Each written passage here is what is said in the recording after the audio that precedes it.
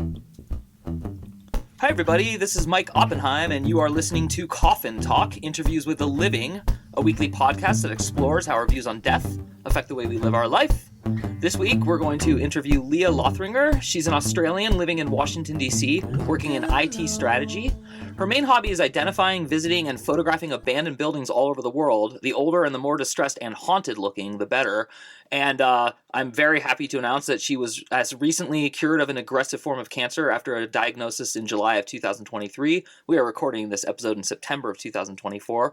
And we have a couple other pieces of information that we'll ask about later, but let's not waste any more time. Leah, how are you doing? I'm great, Mike. It's lovely to meet you. Awesome. And as you know, because you've heard a couple shows, we always ask people, how old are you? Where did you grow up? And what generation, if any, do you consider yourself a member of? I'm 40 years old. I was born and raised in Melbourne, Australia. I did not plan to end up in America, but I got stuck here during the pandemic. Wow. People tell me I'm a millennial, which feels kind of offensive. But apparently I'm in the zone, being born in 1984. Yeah, it's funny. I mean, I ask the question, and the longer the show goes on, the more I'm tempted to drop it, but then it always does kind of provide interesting stuff. Wow, I cannot skip over the whole getting trapped in a foreign country during COVID, because I have 3 kids, and I used to travel relentlessly. I've been to like 30-something countries, and now I have this like weird embedded fear that I'm going to have what happened to you happen to me, and I'll be separated from my family. So let's just like jump right into that. Did you try very hard to leave? Was it just like you gave up early? Like, what was that process like? It gave up early because, as some people may recall, Australia was one of the most stringent in what they decided to do. They closed the borders even to citizens. Wow. So it didn't really matter what I wanted. At that point, I was in DC. I was in the Conrad Hilton, just next to the White House. I was one of 3 guests in a multi-100-room hotel. It was very creepy. Wow. And the airline just told me, we're not flying, so good luck to you. Oh my gosh, I've heard a lot of stories. This is actually probably the top one I've heard that is related to such an intersectionality of so many fears I have about politics, geopolitics, foreign policy. I mean, it got even more heightened, like as a foreigner, because then a few months later, all the buildings in DC got boarded up. Yeah. The fence went up around the White House. There was a curfew, helicopters.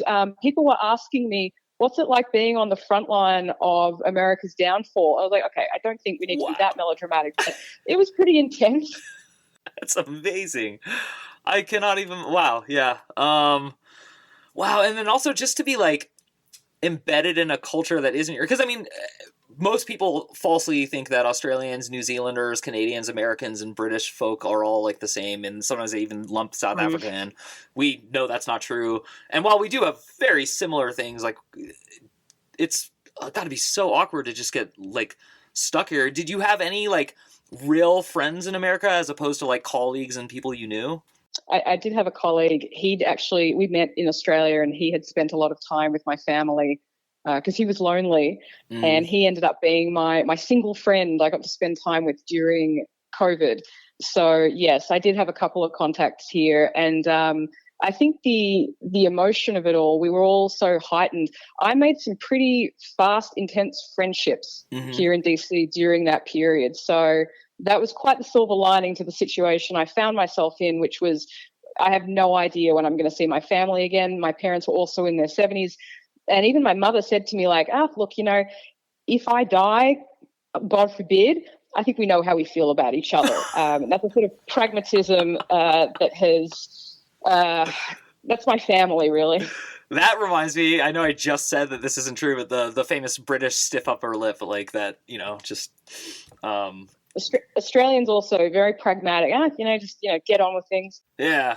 That's cool. Actually, I love the comedian Jim Jeffries, who's obviously from Australia. And that's definitely like the core of his shtick. Wow, that is fascinating. And so did you decide when everything opened up in like 2021 ish to stay here because you had like good employment and you liked the culture, or like what's the reason you're still here?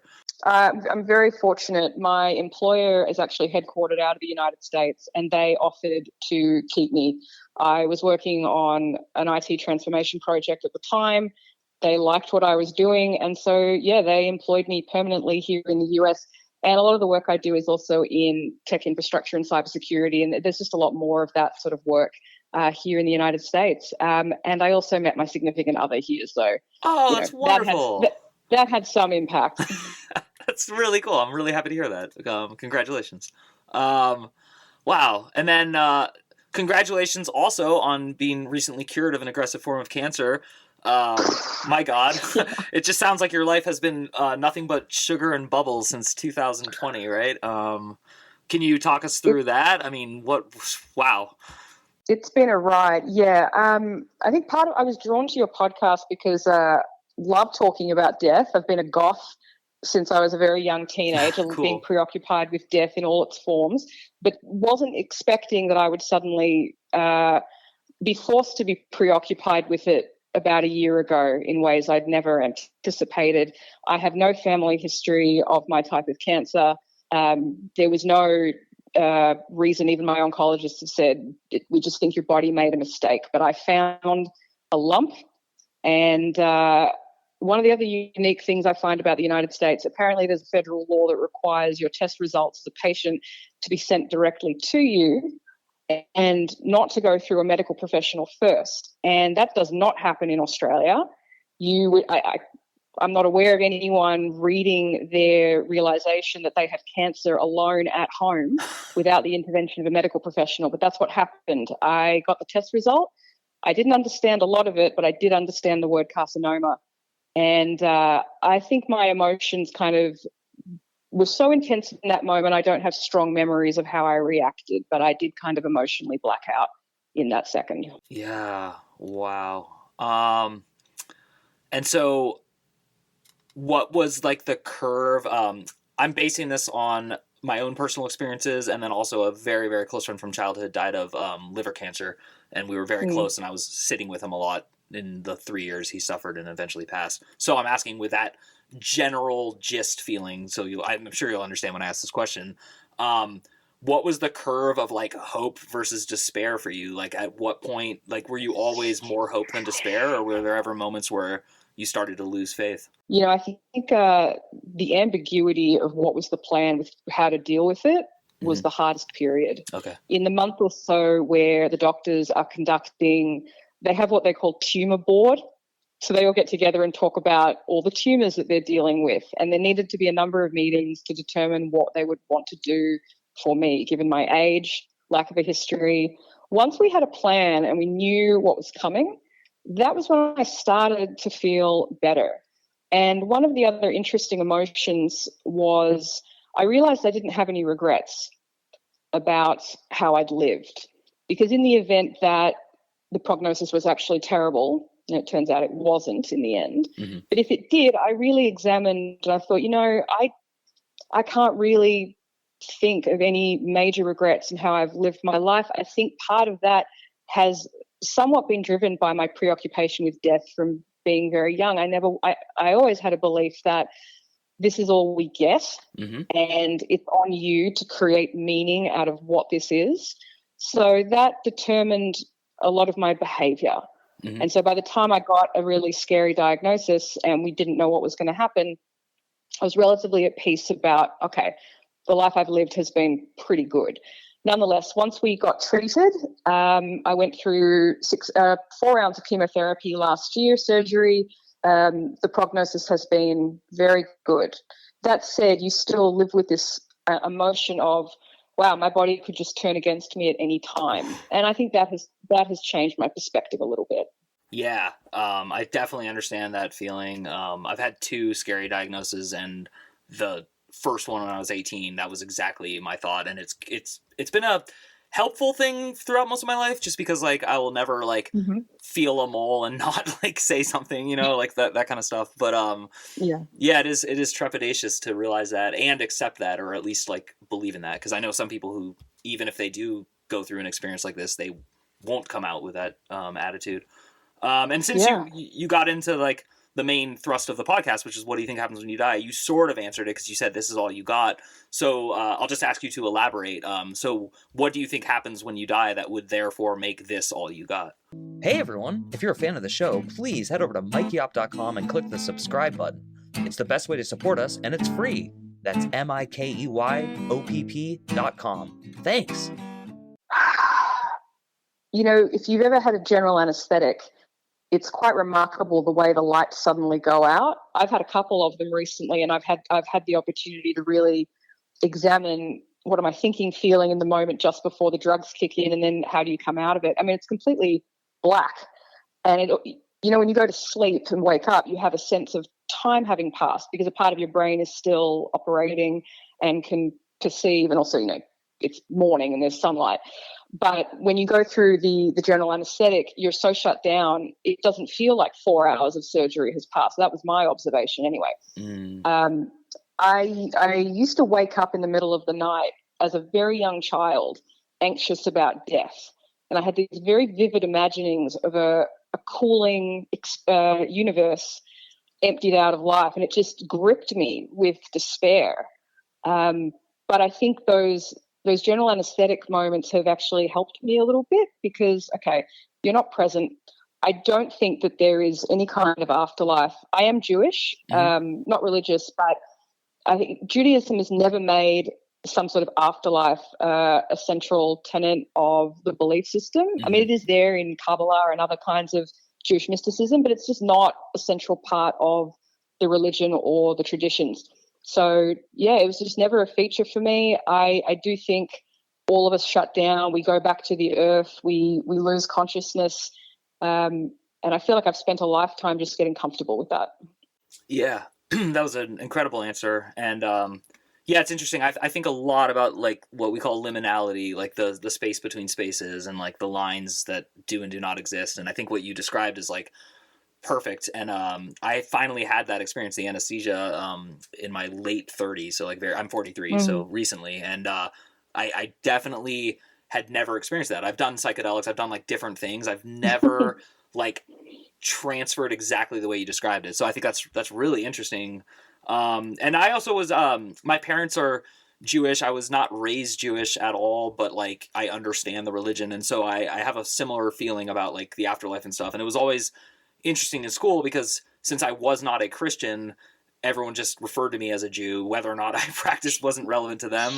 But I remember liking the fact that when my friends were scared of hell, I was able to like look at them and be like, I don't share that with you. So yeah, it's interesting. And then I didn't say this in the teaser for the episode because it's a hard sentence to say, and I always get emotional about it. But your grandparents were Holocaust survivors, is that correct? Yeah, most of them fled actually before the war, but my maternal grandfather was there during the actual events in Germany. Most of my grandparents escaped just before, but his whole family was lost in a number of the concentration camps, and he escaped as a teenager. Wow. Do you know the story of his escape well enough to tell it? We got him to help us write it down, a lot of it, before he passed away, which was about 25 years ago now. He was living in the Lodz ghetto in Poland. He had 3 sisters. They all had husbands and children and his parents. And his mother sent him away. She put him on a bus, I think when he was 16, and sent him to Warsaw. And he never saw any of his family again. As some people may be aware, the Mormons actually have an effort where they're trying to document every human that ever existed. And my mother has had good outcomes from finding what happened to members of our family through there. So we know that his sisters and all of their husbands and children, one of them was pregnant, and my grandfather did not know that, but the baby also died in the camps. When my grandfather got to Warsaw, the uncle he was supposed to meet had already been murdered. He'd been shot by the Nazis. He ended up in a Russian labor camp. I forget the detail of how he got out, but ultimately he immigrated to Australia on false papers. And he had anxiety for years that he was going to be found out and deported. And And eventually he went to the police and confessed, in inverted commas, about his illegal status. And he was there was an amnesty at the time, and the police and the government's attitude was, well, you started a family, you've got a business, don't worry about it. And he became an Australian. But he always had there was always this slant to his eyes of just being in this state of sadness. And I don't think I appreciated until I was much older the gift for him that was having grandchildren after what he'd been through. Wow. That's utterly amazing. Every part of that. I mean, it's so hard. It's weird because we live in this like hyperbolic society that references the Holocaust so casually, and it's just always interesting to me. And like, I don't associate like with it or against it, but like the more politicized all things post 1946 Israel gets in our world, the more this is like confronting. And so I'm just curious, is it similar to be of Jewish descent in America right now as it would be if you lived in Australia still, or is it a different vibe in the culture? It's very different in the United States, okay. I find. Without getting too far into politics, there are some subsegments of the community here in the US that they really run with this whole chosen people and the we are very similar. Righteousness, yes, the righteousness of that and the excuses it might give you to hurt other segments of humanity. Like, I think of myself as a humanist first, and it just blows my mind. Some of the alignments that just happen in America are very strong. I mean, the temperature seems turned up here on all topics related to religion and politics. Australians tend to be a lot more laid back. The cliche is true. I think we're all very open about being Jewish and practicing it whatever way we see fit back home. No one really cares. But here there's a massive political statement attached to it, and certain political alignments, such as with Israel, that you're expected to adhere to here. It's very different. Great answer. Thank you. It's so awkward to be a host of a show and ask a mind-filled littered question like that. But at the same time, I had a feeling you would have a good answer, and it does. It helps me to hear that. I grew up here. I was born in 1981, and like throughout my life, what you just described has been thrust on me. Like, I don't feel it the other way around. I don't announce anything about my heritage. Someone either can tell or finds out. It always depends, and then suddenly I'm expected to have a position. and so much like you, I mean, like my favorite writer ever is Kurt Vonnegut, and I'm just humans first, everyone. Yes. So yeah, so that's, it's for me, it was very nice to hear your answer. Thank you. And I also, I don't know enough about Australia, and I haven't visited it yet to like say anything more than I respect that aspect of it for sure. And I have 2 young children, so the likelihood of me getting on a plane for 20 hours and visiting Australia anytime soon is not likely, but I do want to go there. And before we get into, I want to end the episode talking about your interest in haunted looking abandoned buildings all over the world. Really quick, just before we get into that, what is like the best part of Australia for a person to visit, in your opinion? Well, I'm going to have a very biased answer. I think Sydney takes most of the visibility and imagery because of the bridge, and yes, it's beautiful. I'd say Sydney has the better beaches, but if you like food, you should go to Melbourne. Awesome.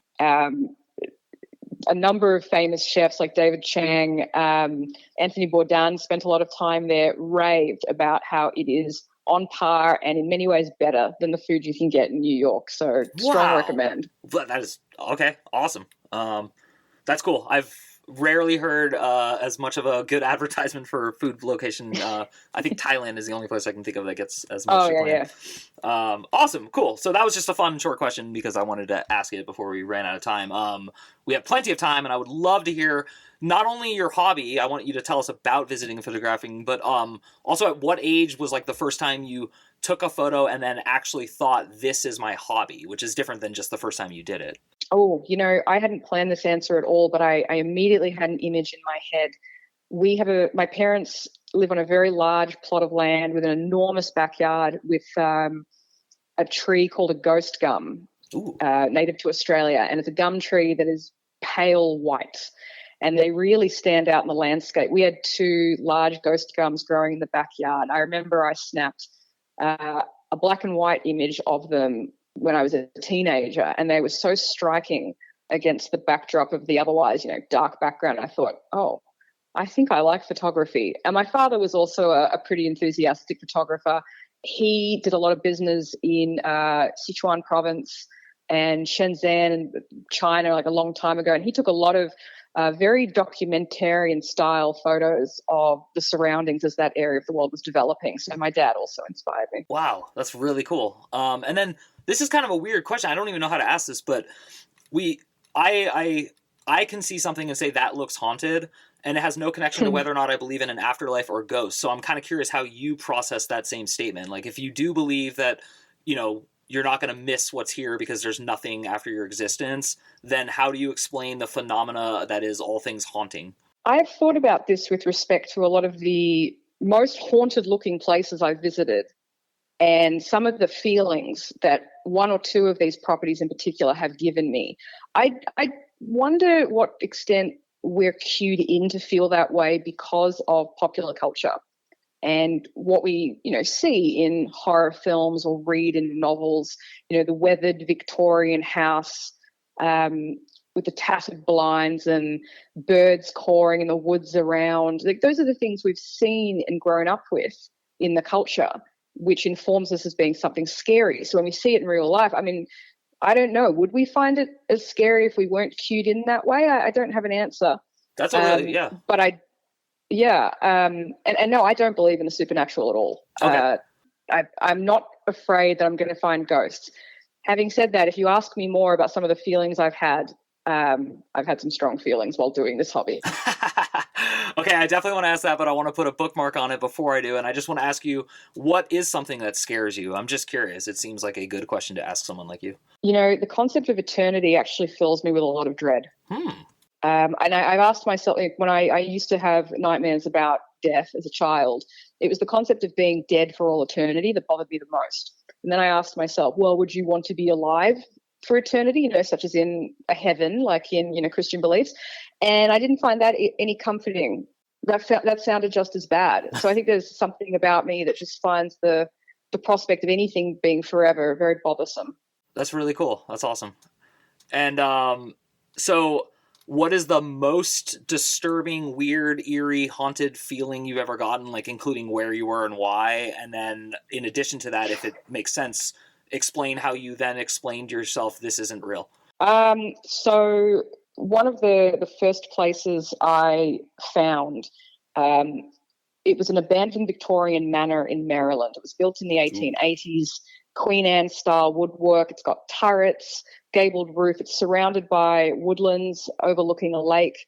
The day that I went out to see it, and this is during the pandemic, because partly I was doing this because there was nothing you could do during the pandemic. You couldn't hang out with your friends. You couldn't go to the gym. So I was like, all right, I'm going to go find abandoned houses. And on the day that I went out to see this place, it was pouring with rain. The clouds were low. There was fog. And as I pulled up to the intersection where I knew I needed to turn, there was a dead deer on the road, and the blood was gushing down the road with the rain. And I thought, if this isn't an omen, I don't know what is. So that was really good for my heart rate. When I parked on the side of the road, it's completely, if you've ever played the video game Silent Hill or seen the film, it's just fog, very close by. So I start tramping through the woods to find this place. There's no clear path. I'd seen it on satellite imagery using Google Maps. Oh, okay. So I knew the rough direction, and it's just completely quiet, Mike. And I'm not a tall stature. I'm 5 foot. I'm quite little. Uh-huh. And I actually told a guy friend later, next time I do this, I think I should bring a man with me. And he said to me, Leah, I am a man, and you couldn't pay me to go out there. Because when I took a video, when this house popped out of the bushes, my heart froze. It looked so horrific and kind of misshapen, pieces of it falling off and just bent in the fog and the rain and that dead silence. Anyway, so I kept walking. And the whole time, I didn't go in. It was a very unstable structure, and I felt I don't need the risk of it potentially collapsing on my head. Mm-hmm. But I walked around it, taking photos. There were abandoned cars on the outside of it. It was a real Addams Family feel, and it started to pitter-patter with rain. And the whole time my body was yelling at me, you need to go now. Wow. I mean, it's so interesting. And so did you go right then? Did you follow that message? I spent about 45 minutes circling it because the photos were just so compelling. Wow. And how haunted it looked. I was too addicted to what the pictures were looking like. I got around the front and I decided I would take a selfie using my mobile phone. And you can use a voice or a hand trigger to activate it. So I did the activation, got the photo, and putting it back in my backpack, turned back to look at the house. And I saw a person walk by the top window. Now, the thing that bothered me the most about seeing him was I'd been there for about 40 minutes and I did not like that I hadn't heard anything. It just felt like, oh, Jesus, I should have heard something. Mm-hmm. And I didn't think it was a ghost. I think it was probably, you asked me how did I soothe myself. Yeah. It was probably another photographer. I did not care to wait to find out. I ran out of those woods at a clip. I have never run in my life. And what was interesting about it in hindsight, my heart was pounding, my nervous system was activated to the point I thought I was going to throw up while I was running. When I got back to the car, I collapsed against it and then I started laughing at myself for being so ridiculous. But once I got home that night and I was editing the photos and going through them, I had a horrible feeling while I was looking at pictures of the window. It was really uncomfortable. And I went to bed feeling like I had picked up something awful with me. That has happened at only one other property. Thank God. It's very infrequent. We did check out an abandoned hospital once, and this time I did take a man with me, and he wanted to leave. He was so creeped out. He was like, "Can we go?" Like, okay, I guess we can go. I mean, it's so funny, and now you're with your significant other, so I'm assuming you've discussed this, and is there any sort of like policy with regards to your hobby? His father was a pro photographer and he used to have to play camera assistant whether he wanted to or not. So he has some post-traumatic stress around being asked for help. He has come with me a couple of times, but he is the most level-headed, pragmatic rationalist. Nothing flaps him, which is actually really great for me if I start getting a little spooked. That's really cool. But it's become a bit of some of my friends find it really novel and have come with me because they want to check it out. And it's interesting seeing I end up becoming the more rational, composed one around them because they tend to be a little freaked out. Yeah, no, that definitely makes sense. So I think the only last question I have about all this is that I've interviewed enough guests about this that I'm starting to become more and more curious about how many people also feel this way, because it never occurred to me to even think about this, but a lot of people believe that there's like an energy in a house and an energy in the land, and that like maybe you die and maybe I die and our consciousness dies, but like some of our energy remains in a place. Do you A, think there's any like credibility to that, and B, do you ever apply that to like these situations? I'm very curious about this concept. I don't currently ascribe to it. Mm-hmm. There's a guy called Professor Brian Josephson. He's a Nobel laureate, and he's pursued a whole thing of research around what he calls mind-matter unification. He's exploring, like, does water have a memory? It's very controversial. I think he's been disallowed from supervising PhD students as a result of it. But there's much smarter people than me investigating it. I don't feel like there's good evidence for it now. Mm-hmm. But it is hard to, that emotion was just so strong in a couple of the places that I've had. And, you know, when you start reading about the way things operate on the level of quantum mechanics and, you know, M theory and all of that, I mean, there's just so much about, the other thing about, you know, nothing can be destroyed in terms of energy. Everything gets mm-hmm. transferred. Yeah. So I wonder about that too. Cool. Yeah, I mean, I think we're pretty much on the same page. And it's like one of those things too where I find it annoying if someone's like staunchly positive in atheism, for example, or deism, because both, to me, I think we should just all have a little, hey, I'm a human, what do I know? You know, so like I'll leave room for things. And also I know that like science has to invent technology to detect something, and then that's how you detect it. So there's always that going on with energy and stuff. With that said, though, I in general agree with you. And when I get a funny feeling and it's negative, I do leave, but I don't go home and think, oh, I escaped a ghost. You know what I mean? Like, Yeah. with all that said, I want to leave you the floor to tell our audience whatever you feel like. And then I also was wondering if you have a website or a social media address that you're willing to make public so people can see photos of everything that you take. Yeah. My Instagram with a lot of these abandoned house photos, it's Blood Brulee, but you need to substitute the number 7 for the L's. So can I put it in the notes with your permission? Yeah, of course. I'll give you the link. I think the other thing I would add, and this is really significant for me with the Urbex thing, and it's short for urban exploration. It's usually about places, like we've been talking about, abandoned houses, hospitals, schools, factories. Some people specialize in exploring tunnels. It's really cathartic for me. It feels like bearing witness to what the future is going to look like once humanity is gone. Wow. Even the smallest house, it feels like this microcosm of a larger future for Earth and our civilization. And I find it gives me this incredible feeling of calm, seeing the passage of time like this, the way nature reclaims man-made structures. And I think it challenges this idea of, human dominance over time and mortality. I find it reassuring to see everything going, back in the direction of entropy inevitably.